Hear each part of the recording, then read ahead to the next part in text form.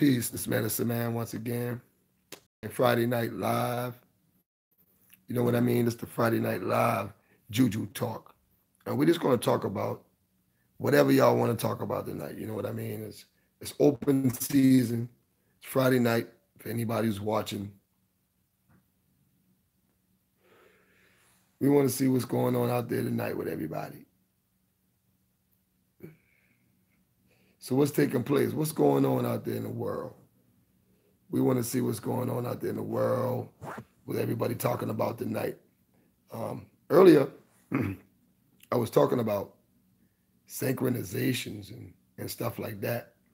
I think for the most part, when we talking about synchronizing cultures and synchronizing our magical practice, what exactly are we saying? Because when we're talking about being in sync, when you're talking about synchronizing, you're supposed to be in sync with something. So when you take elements like out from other cultures where you don't understand the cultural context in which those elements were used, how those elements, ingredients were perceived, if you don't understand from the culture that it came from, how the people culturally perceived those ingredients and those items and those elements, then when you go to appropriate it and you go to synchronize it into your practice, you have to have that proper understanding. And you have, because everything is based on perceptions, even within the occult and metaphysics. You see? As you perceive is how you achieve. So when you bring in elements out of other cultures that's based on different cultural perceptions, and you bring those elements into your root working, then you have to put those things in you have to change the way you perceive those elements, because those elements may not coincide with your working with. You see what I'm saying? Now, when it comes to healing herbs and healing and stuff like that, you can get healing plants and herbs anywhere, anywhere around the world. But when it comes to magical elements, I think, from my personal opinion and experience, those natural elements that you are culturally in tune and intertwined with are the strongest magical elements.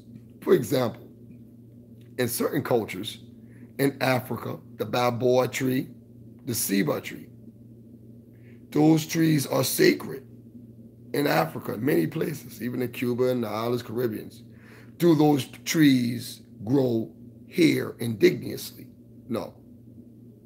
So what trees grow here indigenously? Then we got to look at trees like the pine tree. We have to look at trees like the palm tree. We have to look at trees like the oak tree. You see?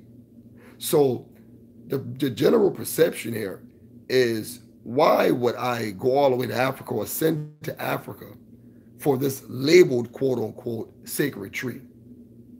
That tree is sacred in Africa and sacred to a specific ethnic group of people or ethnic groups of people that live in the locality of that tree. And because they live in locality of specific trees, those trees became sacred in those regions. You see?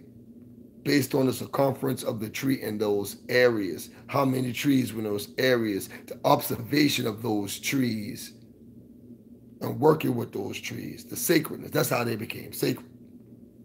So now, over here in America, how are we to honor that same natural principle? By going all the way to Africa and getting the tree that's over there? That's not venerating the earth. Or going all the way to Cuba and getting the tree that's there? That's not venerating the earth. You see, as metaphysicians, as spiritualists, and as occultists, we must venerate the earth from where we stand.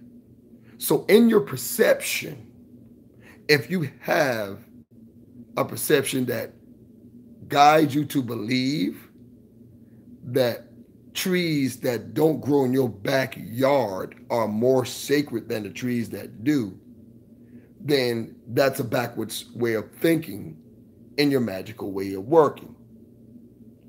You see? And it also limits you. It's like, okay, you need this particular Balboa tree that don't grow in America. What you gonna do? Wait to do your work until you order some Balboa tree, or you wait on somebody to bring something for you from Cuba or Africa? You're gonna wait on that? Keep waiting. See, the whole general idea of thinking like a root worker is taking the elements that we already naturally work with.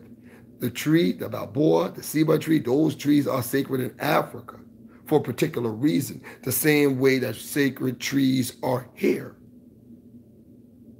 The palm tree. Think about palm oil. Think about the palm tree. Okay? It's a sacred tree. As root workers, we have bypassed the idea, the perception, the knowing of what's sacred to us.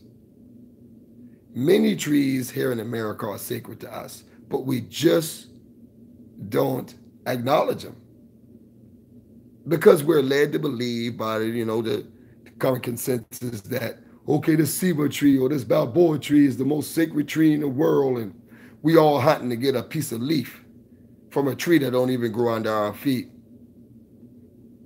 You see? The trees that grow right here. So when you venerate nature, you venerate the locality of which you are, the symbi of it. You see, this is what I talked about in the book, the symbi of it, the locality. The spirits of the locality are the most important spirits that they are, that you can connect with. You don't call spirits from Timbuktu. You don't call spirits from Ozone 8. You call spirits from right here in your locality. The nature spirits, the ones you call right here.